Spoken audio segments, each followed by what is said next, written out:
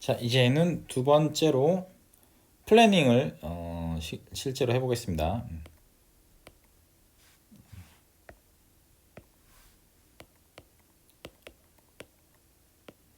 플래닝을 실제로 해보겠습니다.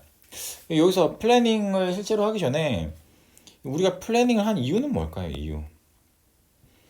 이 플래닝을 하는 이유는 뭐 사실 가장 큰 이유는 퓨얼이죠. 퓨얼. IFR 비행을 할 때 플래닝을 하는 이유는 사실은 퓨얼과 로스트, 컴 이 상황에 대비하기 위해서 플래닝을 하는 건데, VFR에서는 그냥 뭐 퓨얼과 이렇게 데스티네이션의 도착 시간 정도를 어림 잡을 수 있기 때문에 플래닝을 하는 것입니다. 그래서 그 플래닝의 목적이 무엇이냐 누군가 물어보면은 바로 퓨얼 때문이다. 퓨얼 컨섬션을 우리가 알아야 하기 때문이다 라고 말씀을 해 주셔야 돼요. 왜냐면은 이 퓨얼에 대한 부분을 놓치게 되면은 사실은 법률을 어길 수도 있어요. 우리가 데이 상황에서는 플랜 퓨얼 플러스 30분, 나이트에서는 플랜 플러스 45분 이렇게 이제 퓨얼을 더 싣고 가야 되거든요. 이거를 증명을 할 수 있는 방법은 사실 플래닝을 보여주는 수밖에 없어요. 그래서 우리가 퓨얼에 대한 계산을 정확히 하기 위해서 플래닝을 하는 것이다 라는 것을 머리에 염두에 두고 계속해서 공부를 해보도록 하겠습니다. 자, 우리가 이제 플래닝을 할 텐데 가장 제일 처음에 하는 것이 무엇이냐 하면은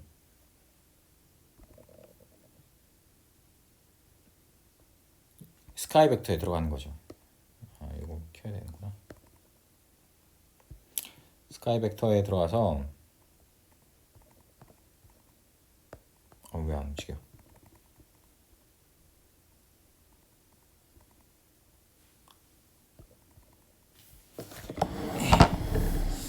스카이 벡터 그 사이트에 들어가서 이렇게 디파처 공항과 데스티네이션 공항 이거를 이제 그 펴보는 거죠. 처음부터 한번 해볼까요? 스카이 벡터에 들어가서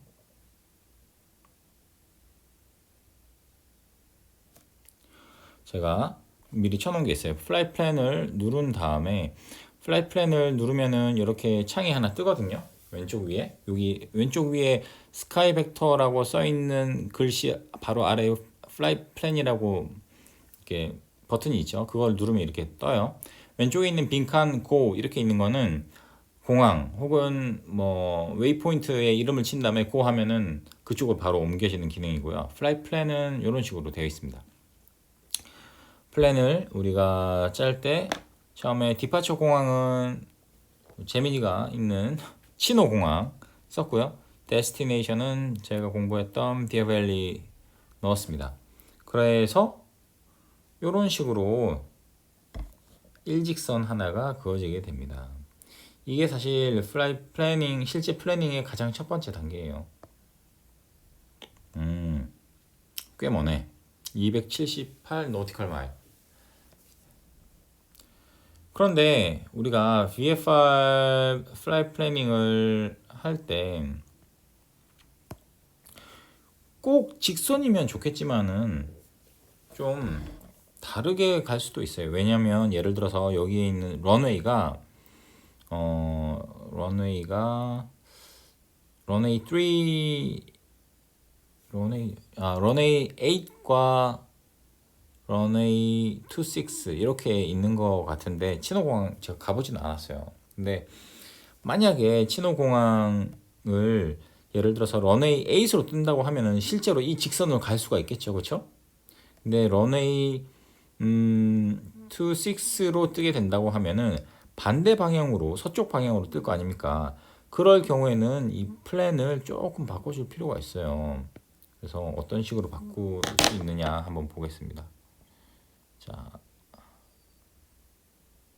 이런 식으로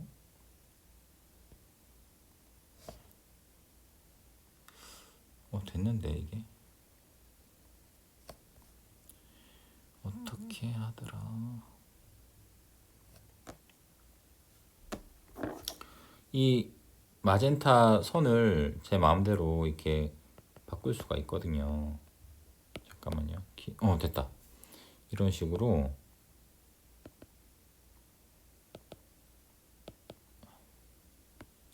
잘 안 되네. 제 마음에 들 때까지 한번 바꿔보도록 하겠습니다. 여기 더블 클릭하면 되는구나. 여기에 더블 클릭 하나 하고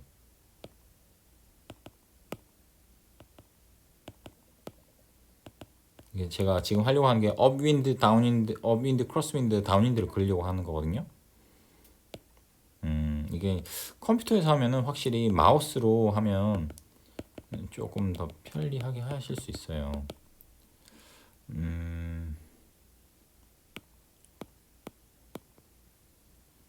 이런 식으로 해볼까?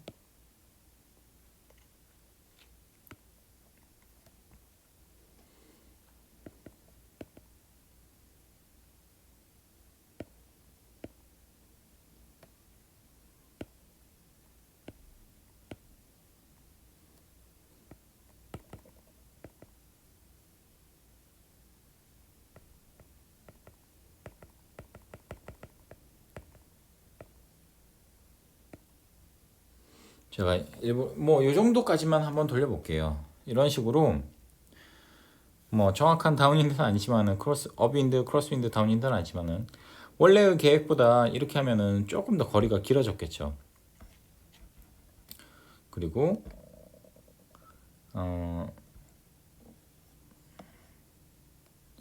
이런 식으로 각각의 거리에 대한 정보가 또 나오게 됩니다. 아까는 우리가 200 둘이 합쳐서 260 몇 노티컬 마일이었는데 278 노티컬 마일이었는데 지금은 이렇게 웨이포인트를 찍으니까 각 웨이포인트마다 코스와 거리가 따로따로 나오죠. 이런 식으로 자신이 원하는 지점을 찍어서 나는 이 지점, 어떤 특정한 지점을 찍어서 나는 이 지점을 꼭 거쳐서 가겠다. 예를 들어서 여기 있는 오른쪽 위에 있는 유카밸리 이걸 한번 찍어 보겠습니다.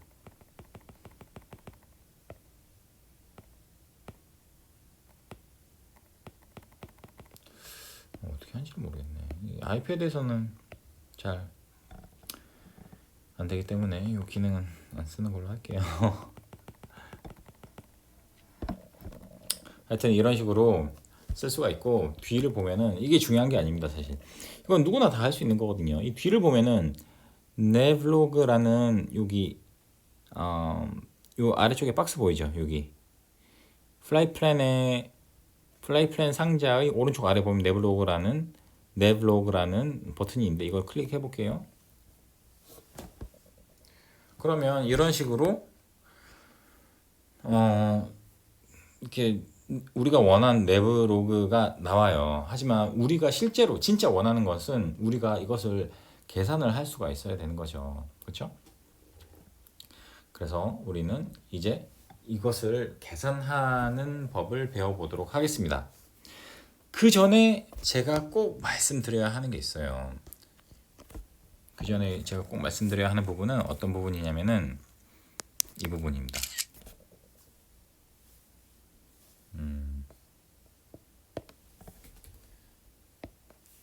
자, 여기 보시면은 아까 우리가 크로스윈드처럼 그린 부분, 그리고 디스턴스, 마그네틱 헤딩이라고 이제 나와 있죠. 요즘에는 사실 트루 헤딩을 거의 쓰지 않아요. 빙을 할 때. 예전에는 많이 썼는데 요즘에는 트루 헤딩이라는 것 자체를 거의 까먹다시피 했어요. 실제로 IFR 플라이 플래닝을 할 때는 트루 헤딩이 한 번도 등장하지 않습니다. 그런데 지금은 VFR 플래닝에도 트루 헤딩이 거의 사라졌어요. 왜냐면은 트루 헤딩이라고 하는 것은 우리가 그 차트, 항공에서는 맵이라는 단어를 쓰지 않고 차트라고 다 부르거든요. 이 차트를 보고 이 차트의 중심이 되는 트루 노스를 기준으로 계산을 한 후 이제 트루 노스를 기준으로 계산을 해서 트루 콜스를 얻고 트루 콜스를 마그네틱 콜스로 변환한 다음에 마그네틱 헤딩으로 이제 변환하거든요. 다시 말씀을 한번 드릴게요.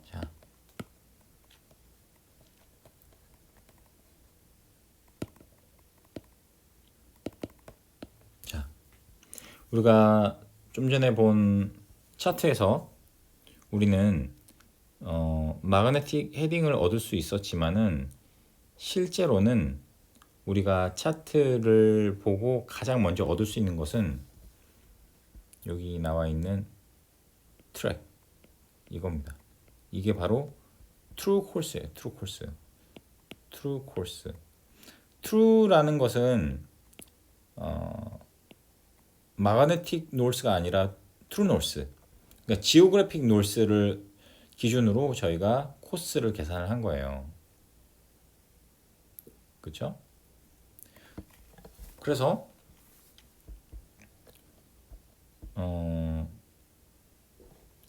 트루 콜스를 기준으로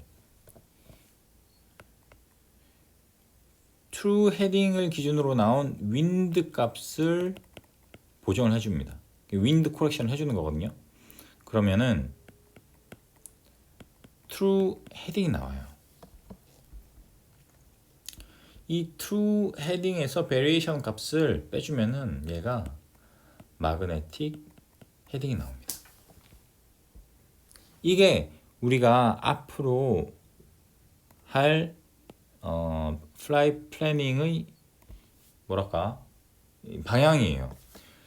차트에서 트루 콜스를 얻고 그리고 네블로그에서 이제 다 이런 식으로 계산할 수 있게끔 되어 있거든요.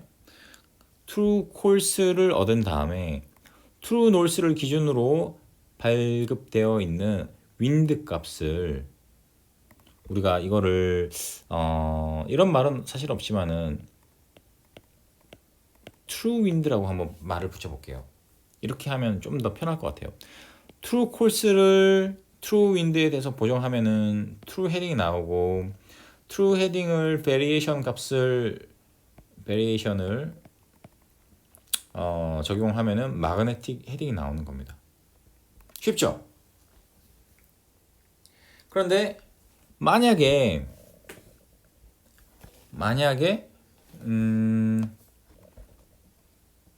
죄송합니다. 그런데 요 위에 있는 차트에서는 이 스카이 벡터에서는 필요 없고 바로 마그네틱 헤딩만 주어졌잖아요. 이게 뭐랄까 앞에 있는 복잡한 과정을 사실은 컴퓨터가 대신 해준 거죠. 근데 우리는 이거를 할 줄 알아야 되기 때문에 계산하는 법을 이제 배워보도록 할게요. 다시 한번 말씀드릴게요. 트루 콜스를 트루 윈드에 대해서 코렉션 해주면은 트루 헤딩이 되고 그것을 베리에이션 값을 더하면은 마그네틱 헤딩이 된다. 결국에 우리는 마그네틱 헤딩 값이 필요합니다. 왜냐면은 비행기 안에서 저희가 마그네틱 헤딩 말고 트루 헤딩을 알 수 있는 방법이 전혀 없어요. 마그네틱 헤딩은 뭘 보고 알 수 있죠? 지금 저 지금 컴퍼스 보면은 마그네틱 헤딩 알 수 있잖아요. 근데 비행기에서 트루 헤딩을 알 수 있는 방법은 없어요. 마그네틱 헤딩을 뭐 베리에이션을 빼줘가지고 역으로 하면 알 수 있겠지만은 필요가 없는 계산이잖아요.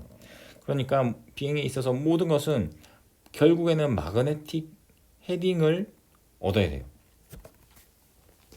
아시겠죠? 그런데 이 방법이 이것만 있느냐? 꼭 그렇지는 않습니다. IFR 플라이트 플래닝을 보면은 이미 코스가 마그네틱 코스로 나와요. 그런 다음에 마그네틱 윈드를 코렉션 해주면은 마그네틱 헤딩이 나오죠. 그렇죠? 이 방법은 우리가 IFR 플라이트 플래닝 할 때 쓸 거고, 이 위에 있는 방법, 이 방법을 우리는 사용을 할 겁니다.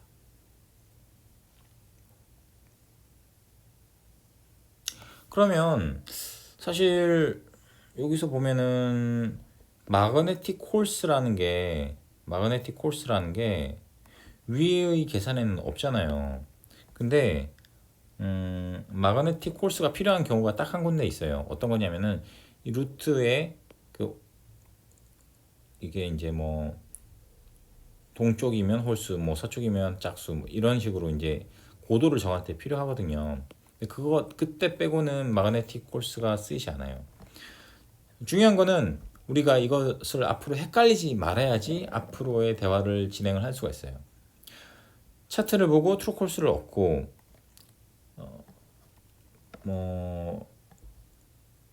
퍼블리시 된 트루 윈드를 얻은 다음에 윈드 코렉션을 해주고, 그렇게 얻은 트루 헤딩을 가지고 베리에이션을 더해서 마그네틱 헤딩을 얻는 게 우리의 목표입니다. 마그네틱 헤딩만 알고 있으면 우리는 갈 수 있기 때문에.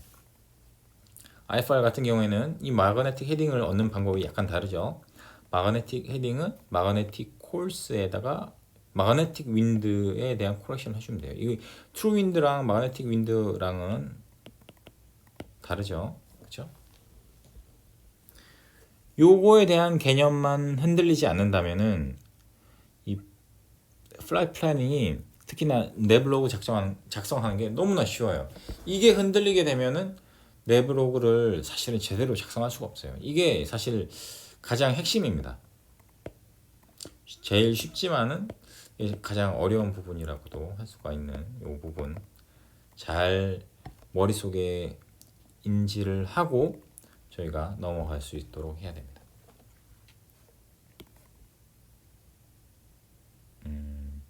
다시 내보셔죠. 자,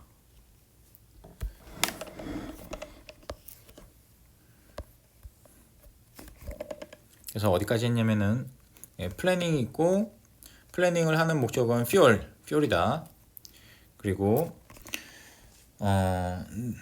내블로그를 이제 작성하는 것은 일단 우선은 차트를 보고 선을 긋고, 그리고 그 선에서 트루 콜스와 거리를 알아내야 돼요. 마치 얘처럼 여기 078 239 노티컬 마일 이런 식으로, 여기서 나온 078은 마그네틱 헤딩이긴 하지만 어쨌든 우리가 그 작성을 하려고 할 때는 트루 콜스가 필요합니다. 트루 콜스와 거리 요게 있어야지 우리는 시작을 할 수가 있는 것이죠.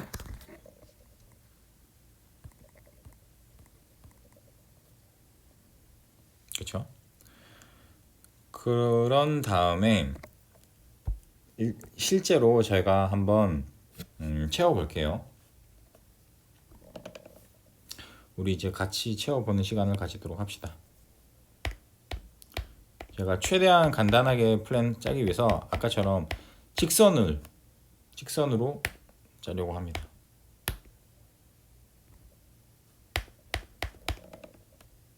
오케이. 직선이 됐죠. 078 278 노티컬 마일 원래대로 나왔습니다. 078 278 노티컬 마일. 시작은 치노에서 끝은 디어밸리까지.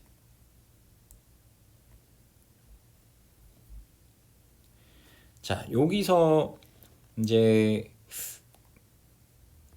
07에 여기서 이제 제가 쓰는 어떤 계산을 플라이트 플래닝을 할 수 있는 다른 도구를 하나 보여드리겠습니다.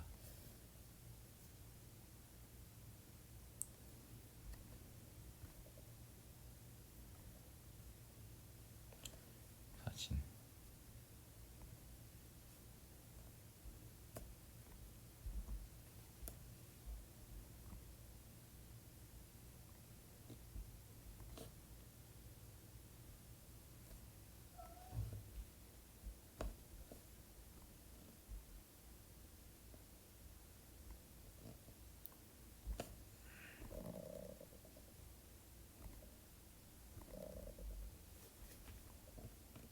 자, 요 도구를 제가 나눠 드릴 텐데 이것을 다 채우면은 이제 저희는 플래닝을 짜는 게 이제 너무 쉬워지거든요. 그래서 이제 이곳을 채워보는 시간을 가지도록 하겠습니다.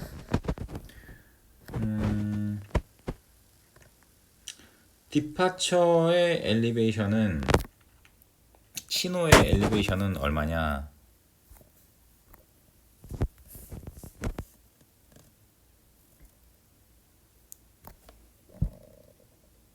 신호 엘리베이션이 잠깐만 있어. 피닉스에 노탐 있고.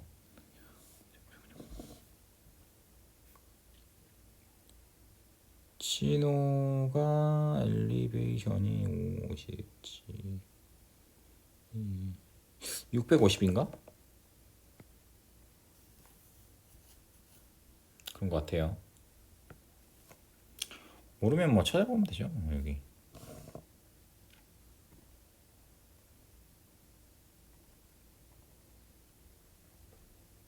신호 에어포트 다이어그램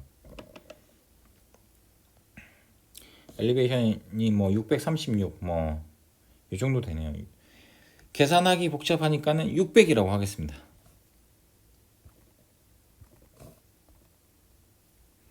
600. 그리고 데스티네이션의 필드 엘리베이션은 디어밸리는 1500. 1478인데 1500으로 할게요. 그러면 트래픽 패런 알티튜드는 2500입니다. 크루징 알티튜드는 뭐 오른쪽으로 오기 때문에 저는 7000피트로 오고 싶어요. 그래서 600피트 이것을 이제 우리가 C 레벨이라고 하면은 600피트에 있는 공항에서 출발을 해서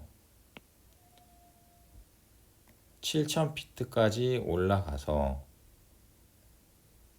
나중에 디센을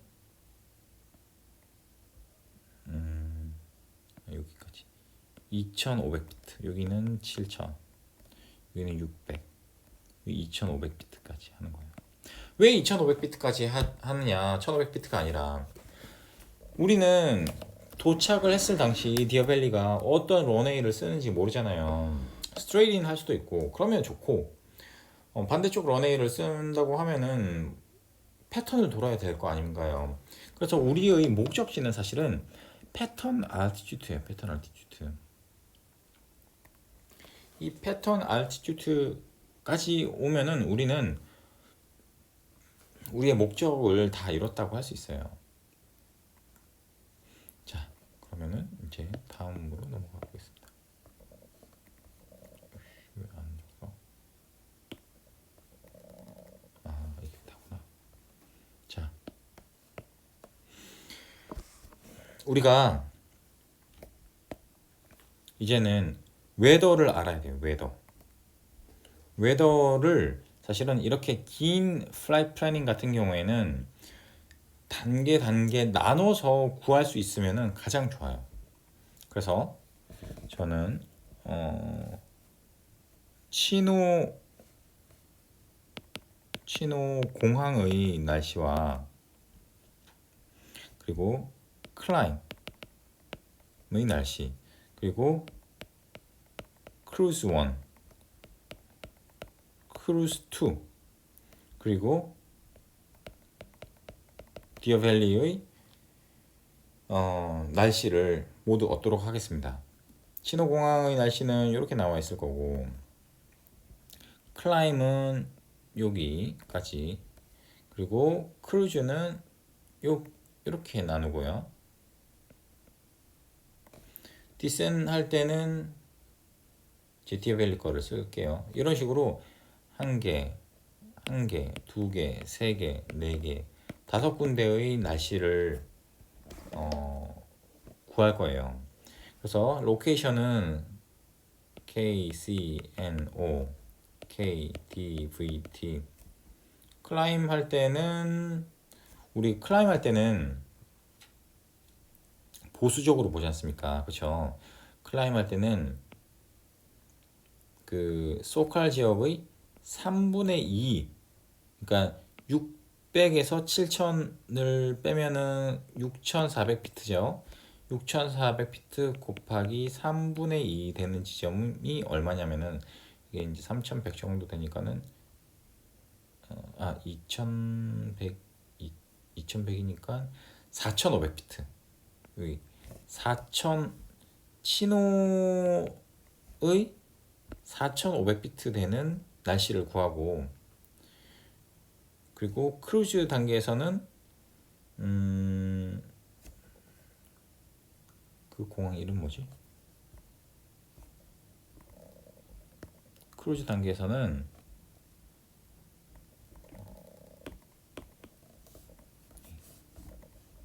팜스프링. 이제 기억났다.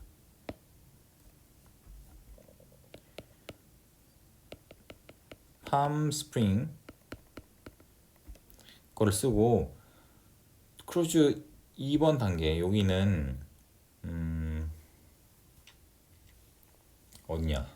그 2번 단계에서는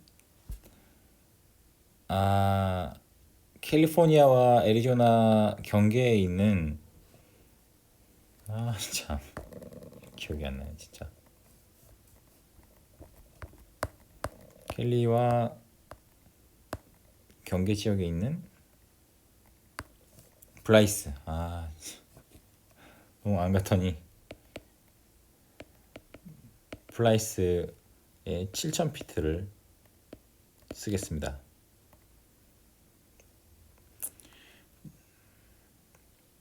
피닉스 지역은 사실 공항을 사실 뭐 쓸 일은 없어요. 솔직히 말하자면은.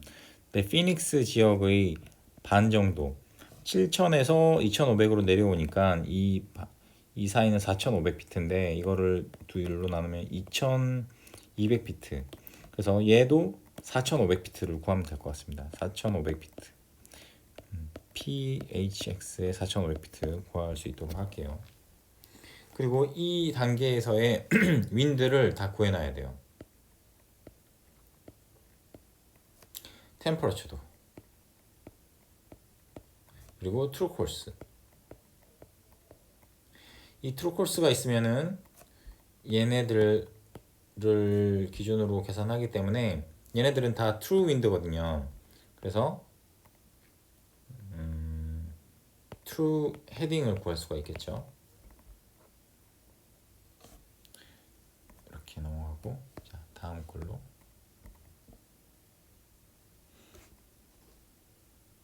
자 여기서는 잠깐 쉬었다 갈게요.